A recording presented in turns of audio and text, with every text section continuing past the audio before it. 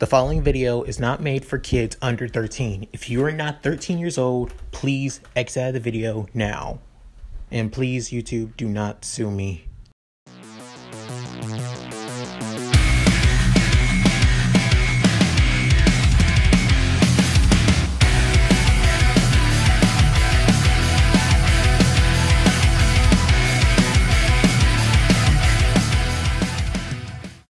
Hey guys, Leon Moki here, and I'm back with another part of What If Izuku Had Archer's Powers. This is part 5. So, in the last part, I talked about Izuku getting almost the same top score as Shoto in their hero exam, Heroes vs. Villains. And not only that, Momo also sees Izuku as a worthy rival for her and wants to know more about his quirk. Since her quirk is almost similar, however, she can turn her fat into anything she needs, and by understanding its basic properties as well. However, with Izuku's, all he can do is just imagine it, and it comes forth, and add his own style to it as well. During this time, Izuku began preparing to create his own special move, and been having a hard time. I mean, he sees his Excalibur sword and his Masamune sword as his trump card swords. Not only that, when he uses his bow, he uses it as a last-ditch effort, since he's able to, when shooting the bow, he creates a giant explosion. That being, he puts too much stock power into one of his swords, and the explosive power begins to become too much and destroys the weapon, creating a massive explosion shockwave.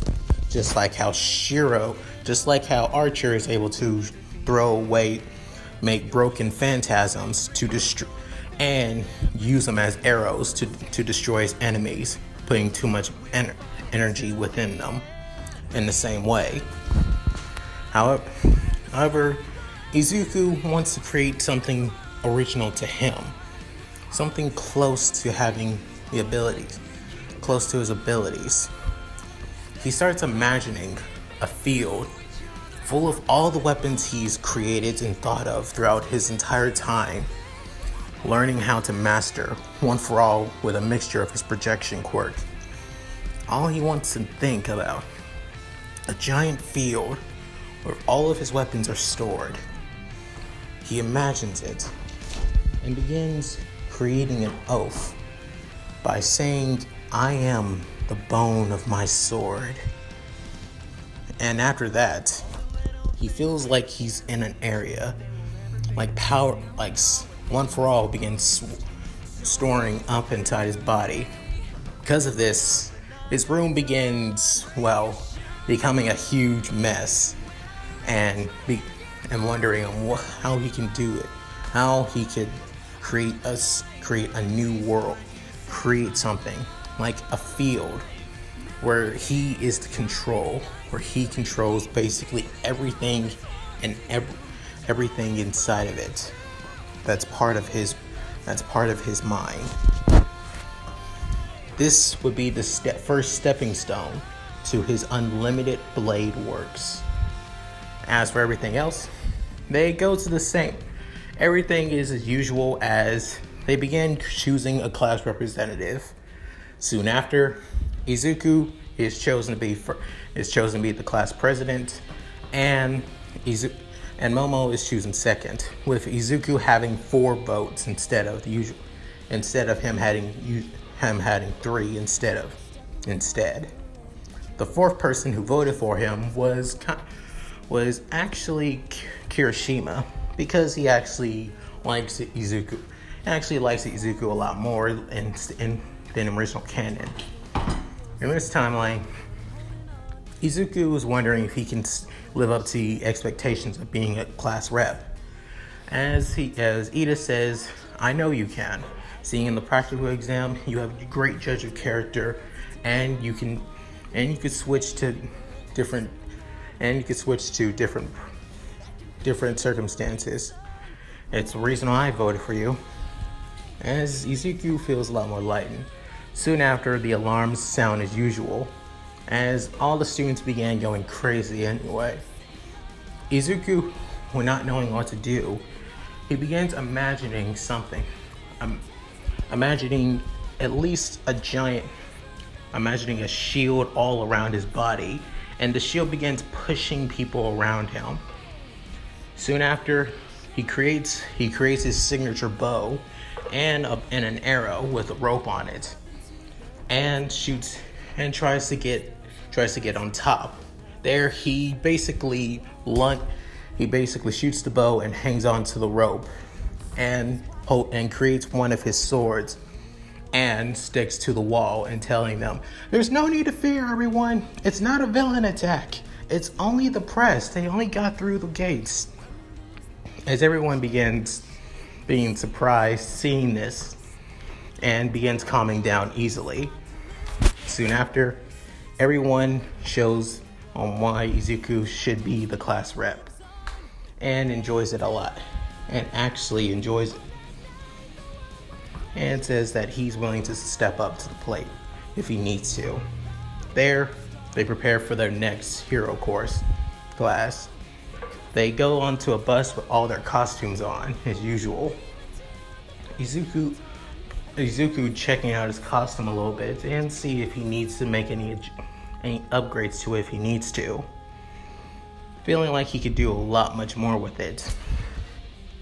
Especially soon after, everyone talks about their quirks and how flashy it looks and how cool and how practical they be in certain situations, and based on their personality.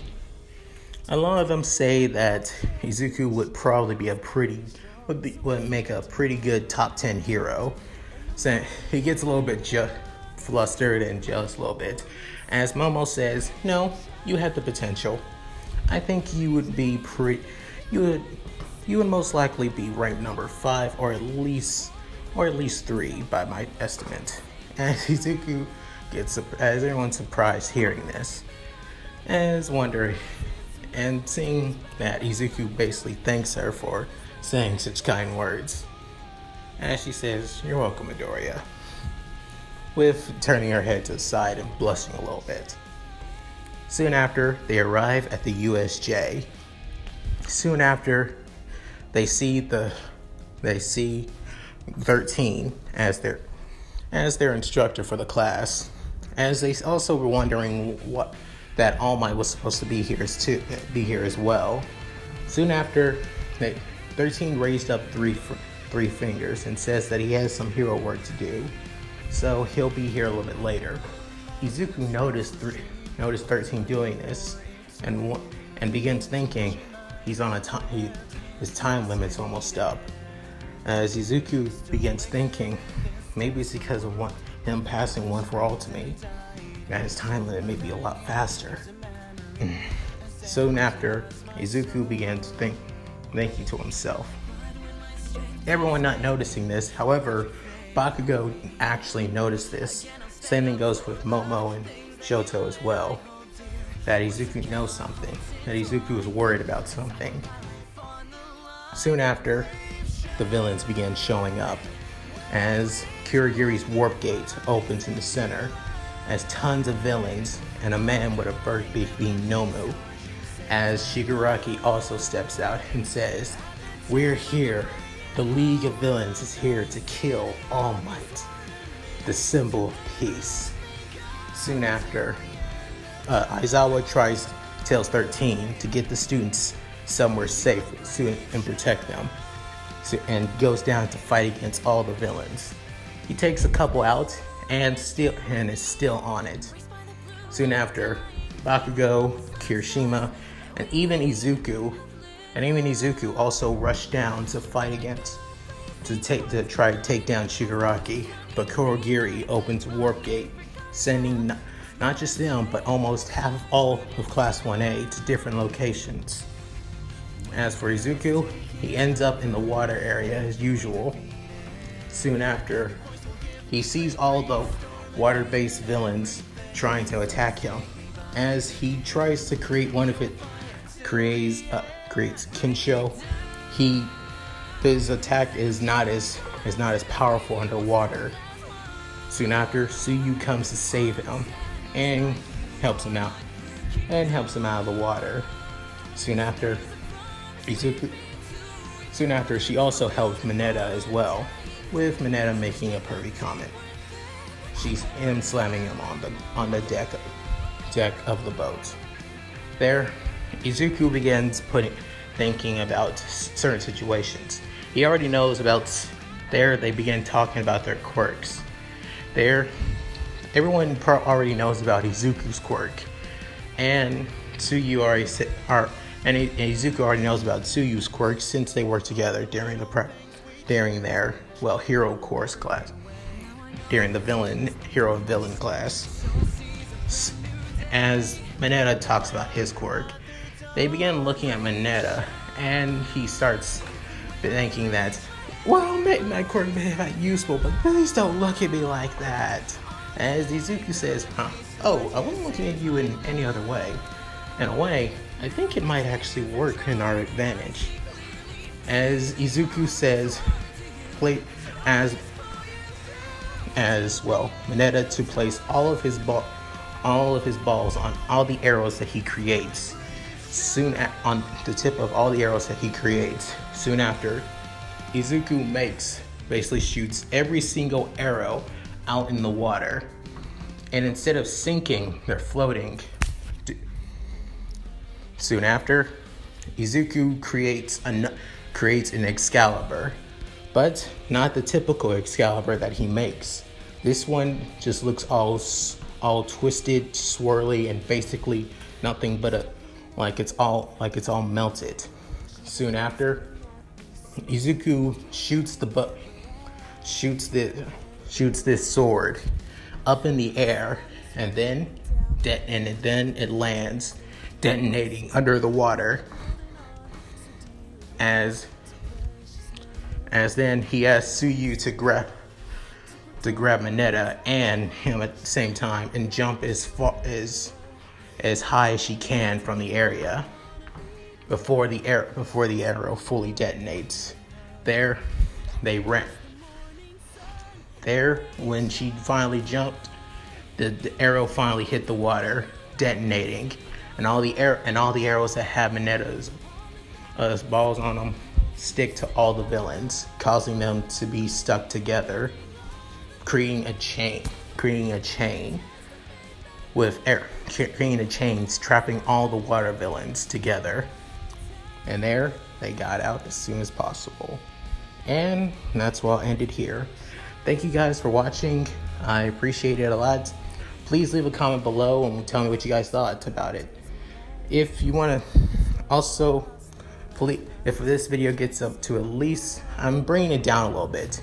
If this video can get at least 15 likes, I'll make this next one as soon as possible. I kind of enjoy doing this series way too much. So yeah, that's it. This is Leon Mookie, signing off. Later.